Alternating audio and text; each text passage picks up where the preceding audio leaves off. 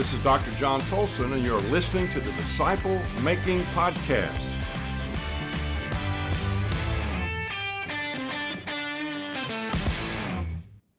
The last words Jesus uttered come from Matthew chapter 28, and we're going to begin here at verse number 18. Then Jesus came to them, to the disciples, the 12 disciples, and said, "All authority in heaven and on earth has been given to me. Therefore, go and make disciples of all nations." He assumed the going, but the command, the imperative was, go make disciples. So we're talking about what in the world does it mean to make disciples. And let me just say it again, and I'm going to say it every time, probably through May as we go through this series on making disciple makers. Jesus has given us a plan to change the planet. The problem is we have not taken his plan seriously and actually used it as he has asked us to in making disciple makers. There may be a handful of churches in America that are actually doing what Jesus has said to do in terms of making disciple makers. Listen to this for a second. A couple thoughts. Physical infertility can be a painful journey for married couples. Infertility in faith, the faith realm, is unthinkable to Jesus. We were born to reproduce. We were born again, I should say, John chapter 3, to reproduce. So today, I want to take a look at just one aspect, a further aspect of disciple making. And what we're going to look at is a definition of a disciple and a disciple maker. So the passage I want to read comes from 2 Timothy chapter number 2, verse 2, a very familiar verse to many. And here's Paul, the Apostle Paul, and he is trying to galvanize the faith of his young disciple, Timothy. Timothy, scholars say maybe 16, 17, 18 years old at this point, but he has enormous responsibility for other followers of Christ and their maturing process. So this is what Paul said to Timothy. "And the things which you have heard from me in the presence of many witnesses, these entrust to faithful men who will be able to teach others also."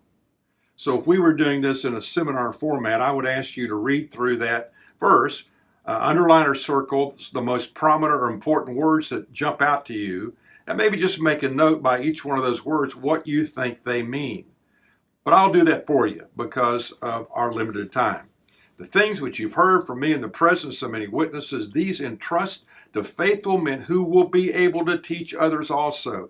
It's obvious here that there is to be an ongoing passing on of the basics of the faith. So let's look at this.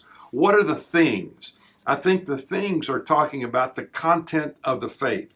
And then he says, which you have heard. So in order to hear something, somebody has to speak, and then somebody has to receive it or listen. So here is someone who is faithfully passing along the content of faith. Paul passing it along to Timothy. Then he says, in the presence of many witnesses. What's that talking about? What he's saying is these things, the content of the faith, can be verified. They can be verified because there are people who heard them. There are people who have passed them on. There are people who have thought them through, even memorized these things. And so it verifies the truthfulness of the truth of Scripture. Then he uses another word here, the word entrust. And the word entrust basically comes from the banking world. And if you want to translate it, it basically can be translated to make a deposit. So he's saying here, these things that have been heard in the presence of many witnesses, entrust them, make a deposit to faithful men, or I would say faithful women, who will be able to teach others also. And so, able to teach others also, able in varieties of ways to pass along that truth. So what does that imply then about the definition or how you would define disciple making? Let me give you three quick things. Number one, it implies a personal growing. And what that means is a growing love for Christ and a growing obedience to his word, to actually Be serious about looking at it, reading it, studying it, and attempting by God's grace to do what it says to do. So that's the first step. The second step in disciple making is helping or enabling others to do what? To have a growing love for Christ and a growing obedience to His Word. So in other words, the very things that are going on in my own development, my growing love for Christ and my growing obedience to His Word, that's what I want to impart in essence to other believers who want to become disciple makers. And then the final step is equipping others. It's a growing love for those people that you are discipling to help them love Christ more and obey His Word more, but then adding a step, and that is to help them to help somebody else come to know Christ. In other words, helping a non-believer understand who Jesus is, what He did, why He did it, why they need it, and how they can get it, how to come to faith. So all that is to say this: the natural outcome of a growing love for Jesus Christ and obedience to His Word is spiritual reproduction. So here's my question to you today. Are you engaged in spiritual reproduction?